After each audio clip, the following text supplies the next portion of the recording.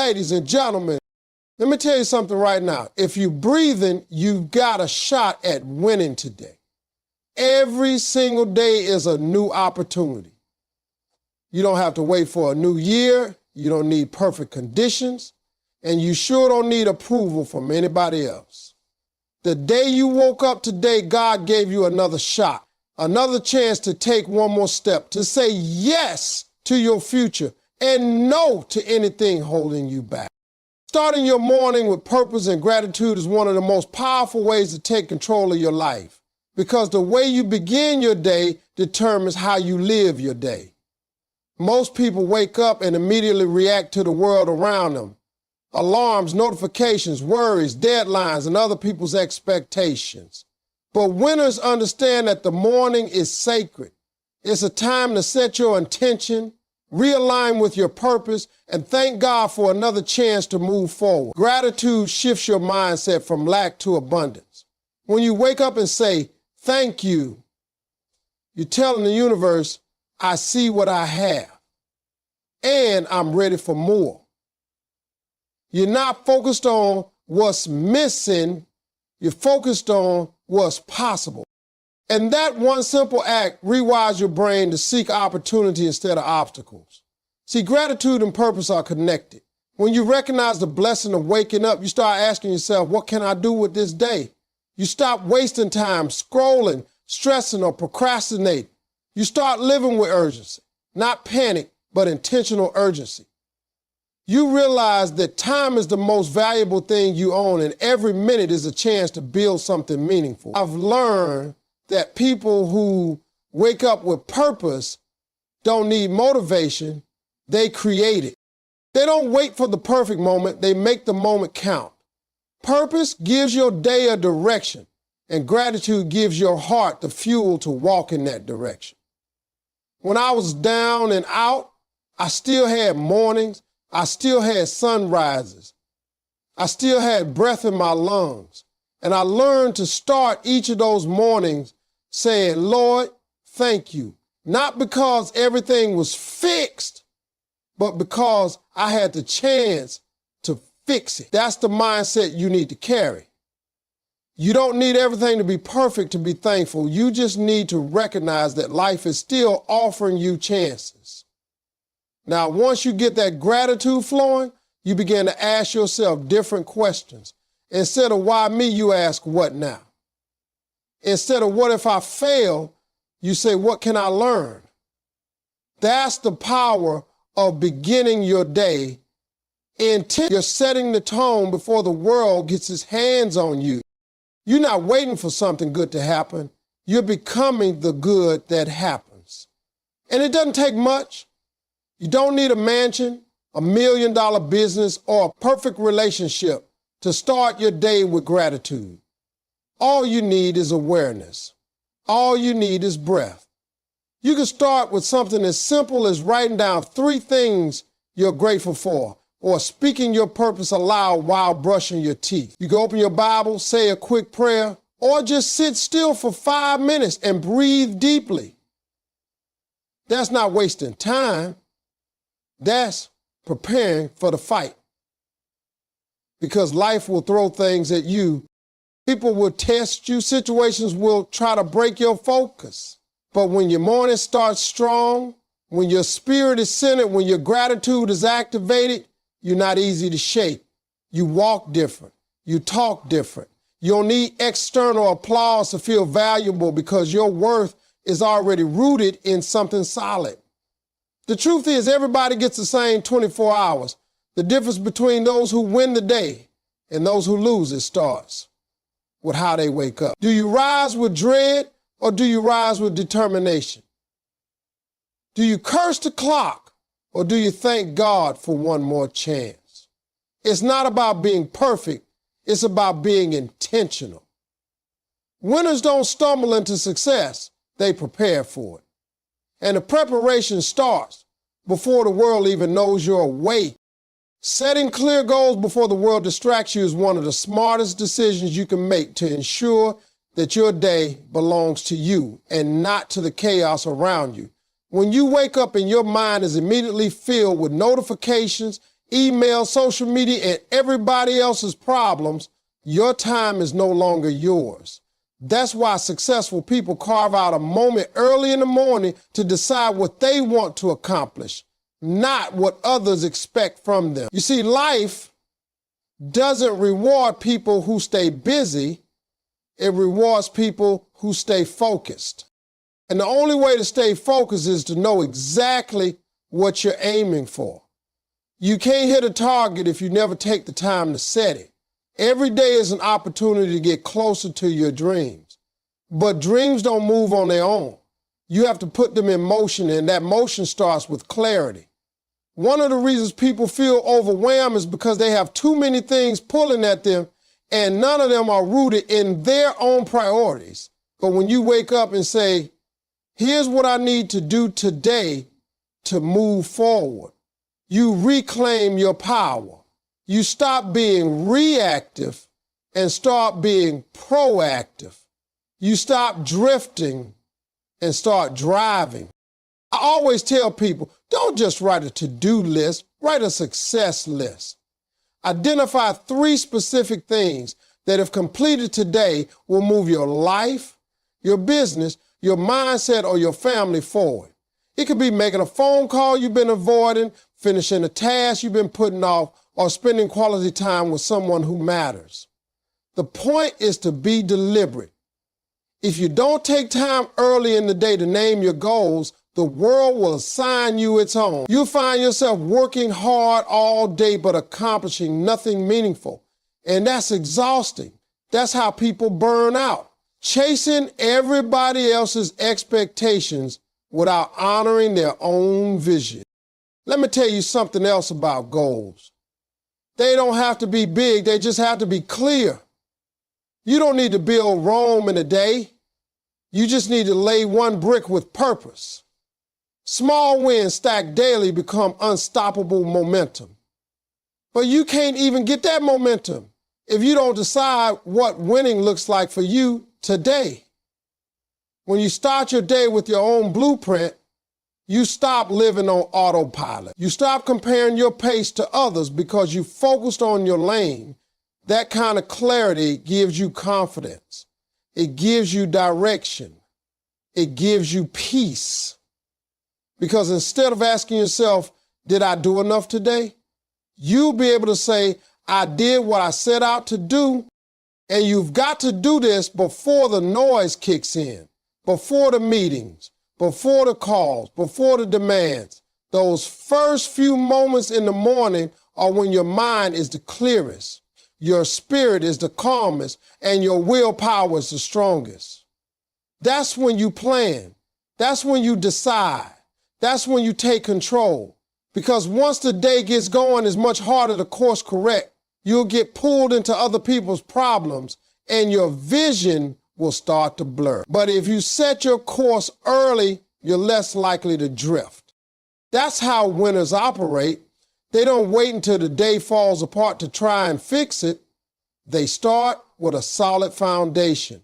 They go into the day like a general goes into battle with a strategy, a mission, and a mindset to win. When you know your priorities, you're not shaken by distractions. You don't say yes to every request. You don't spend hours doing things that don't align with your vision. You protect your focus because you understand the value of your time. That's how you start owning your day. One clear goal at a time. Speaking positively, even in struggle, is one of the most powerful disciplines you can develop if you want to win daily in life. Words carry energy, and whatever energy you release into the world has a way of coming back to you. Most people don't realize how much power they give away just by the way they talk. When you're going through something difficult and you keep repeating how hard it is, how tired you are, how nothing ever works out, you're not just describing your situation, you're feeding it.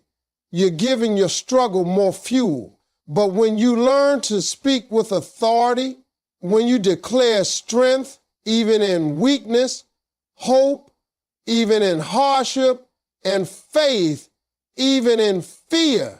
You shift the energy around you and inside you. The enemy doesn't fear your circumstances.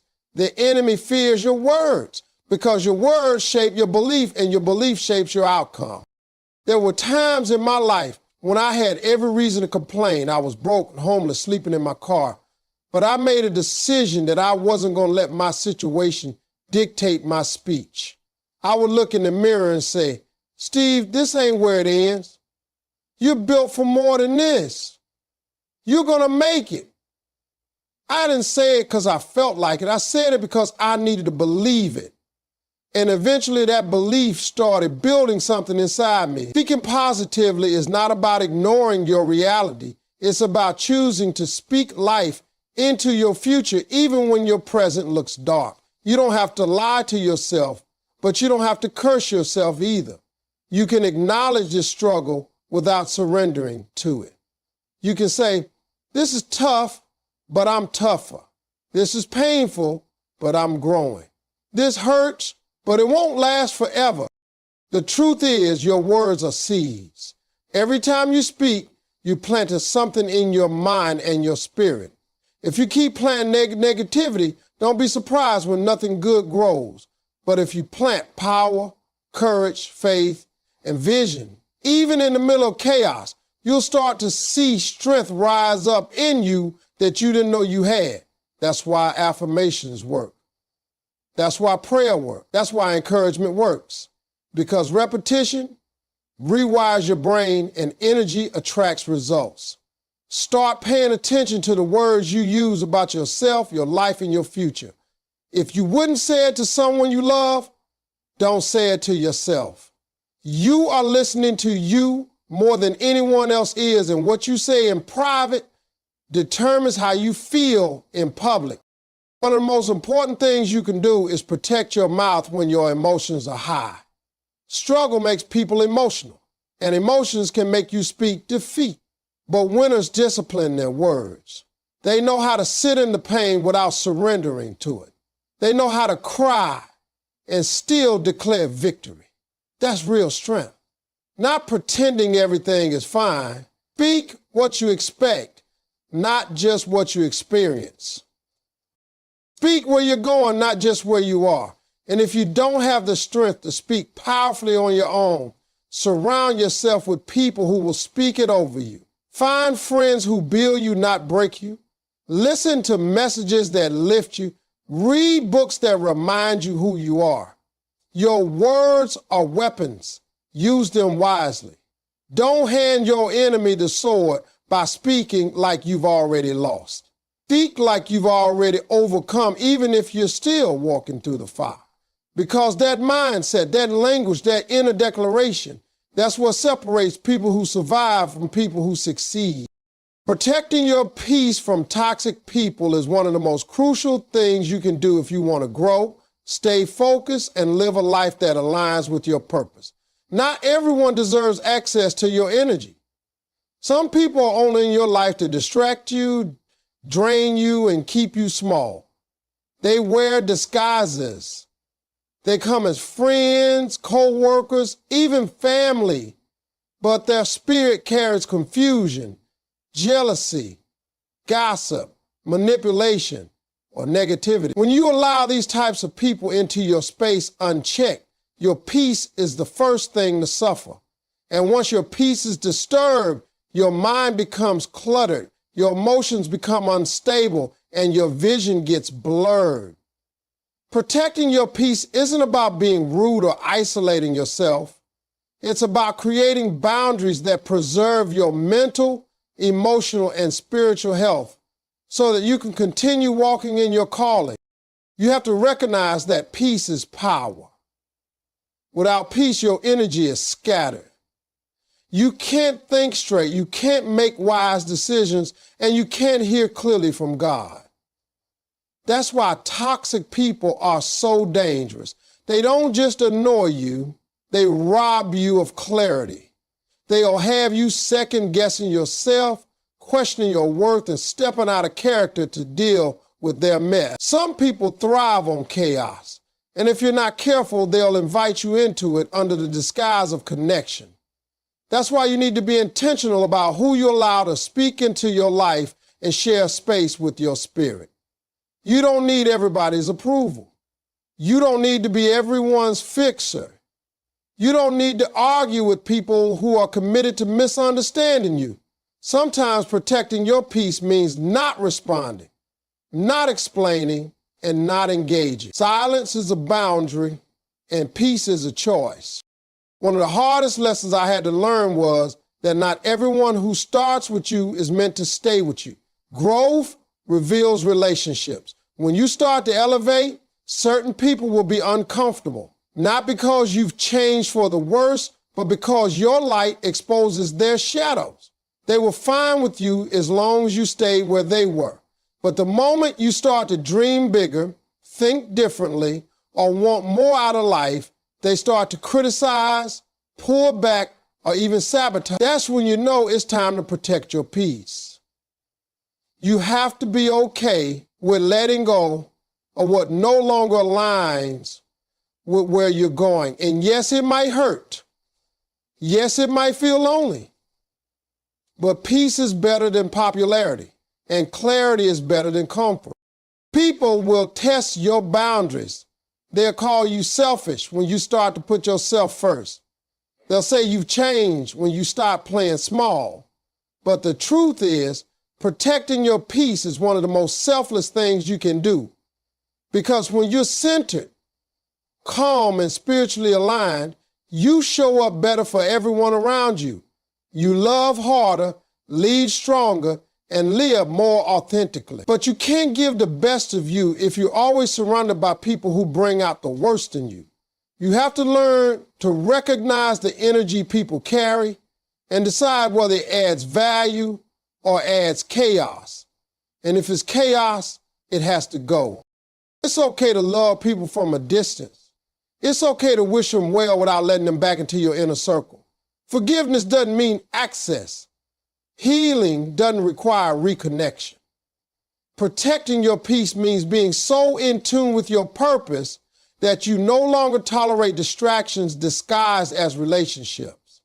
It means checking your environment daily and asking yourself, does this feel peaceful? Does this feel right? And if it doesn't, you have the right to change it. Peace is not a luxury, it's a necessity. It's the soil where purpose grows, where ideas flourish, and where your best self can breathe. And once you've experienced true peace, you'll do whatever it takes to keep it. Because peace isn't passive, it's powerful, it's intentional, it's sacred, and it belongs to you. Investing daily in your mind and faith is one of the most valuable habits you can build if you want to grow into your full potential and stay grounded through every season of life. The mind is like a garden. Whatever you plant in it daily is what will grow. And if you don't take control of what's being planted, weeds of doubt, fear, and negativity will take root without permission. Feeding your mind with inspiration, knowledge, and truth is not a one-time event. It's a daily decision to build yourself from the inside out. Just like your body needs food, your mind needs fuel. And what you choose to feed it will determine your thoughts, your beliefs, your actions, and ultimately your results. If all you do is consume noise, scrolling aimlessly, watching content that adds no value, or listening to voices that don't align with your goals, you're programming your mind to stay distracted and disempowered. The people who succeed at the highest level are not always the most talented or the most connected, but they are consistent about what they allow into their minds. They read daily, they pray daily, they listen to messages that build their spirit. They create an environment that supports their growth. They are intentional about protecting their mental space because they understand that the battle for greatness is first won in the mind. Every day you are either reinforcing your doubts or reinforcing your faith. Every conversation, every book, every video, every thought is either taking you closer to your vision or pulling you further away. You don't accidentally build a strong mind. You train it. You train it with repetition, discipline, and focus. You train it by choosing what to focus on and what to block out. And that training starts every morning when you decide who you are going to be today. But mental strength without spiritual grounding is incomplete. That's why investing in your faith is just as important as investing in your mind. Life will throw challenges at you that no amount of knowledge or strategy can fully prepare you for. In those moments, what keeps you steady is not your intellect, it's your belief. It's knowing that even when things don't make sense, you are not walking alone. Faith gives you the courage to act when fear tells you to quit. It gives you peace in uncertainty and power in weakness. And faith, like the mind, must be fed daily. You don't grow spiritually by chance. You grow by staying connected to your source, whether that's through prayer, reading scripture, worship, or simply being still and listening. You are realigning yourself with truth that's bigger than your problem. Some people think they're too busy to invest in their mind and faith. They say, I don't have time to read, or I can't find time to pray. But the truth is, you don't have time not to. Life moves fast, and if you don't slow down long enough to renew your mind and refill your spirit, you'll end up running on empty, chasing goals but feeling lost inside.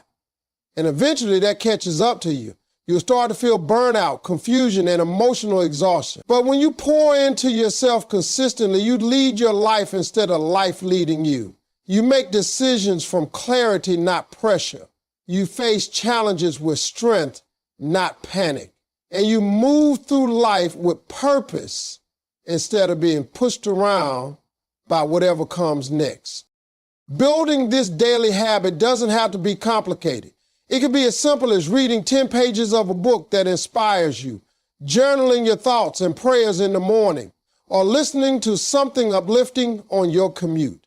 The point is to make it intentional, make it non-negotiable, because when your mind is sharp and your faith is strong, you become resilient, focused, and unstoppable. You start to see opportunities where others see obstacles. You hear your calling louder than the noise around you. You stop living small because you've trained your thoughts to believe in more, and you've anchored your faith in something greater than your fears. This is not just about self-help. It's about soul work. It's about rising above distractions, doubt, and discouragement, and choosing to become the best version of yourself, starting from within. Ending each day with reflection, not regret, is a powerful habit that shifts your focus from what went wrong to what you can learn, what you can be grateful for, and how you can grow forward. Most people go to bed replaying their mistakes, their missed opportunities, the things they didn't do right, or the things that went sideways during the day. That cycle of regret doesn't bring change. It only brings guilt, stress, and restlessness. But when you develop the discipline to pause and reflect at the end of each day, you give yourself a chance to reset your perspective.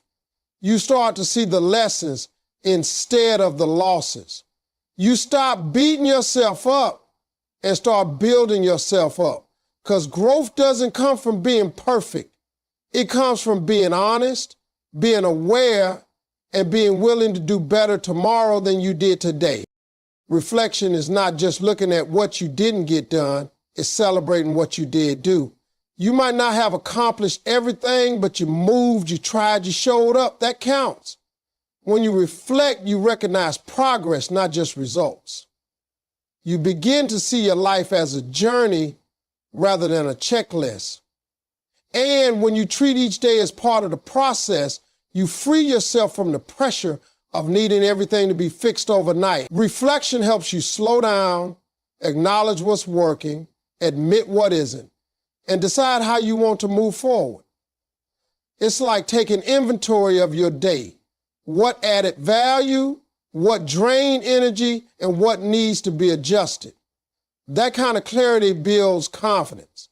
Because once you see patterns in your days, you can make better decisions. You stop repeating the same mistakes and you start building new habits on purpose. A lot of people avoid reflection because they think it means facing failure. But the truth is, reflection gives you power. When you reflect, you take control of your story. You're not just reacting to life, you're learning from it. You become a student of your own experience. You ask questions like, what made me feel good today? What challenged me? What conversations gave me life? What situations pulled me off track? Those questions guide your growth.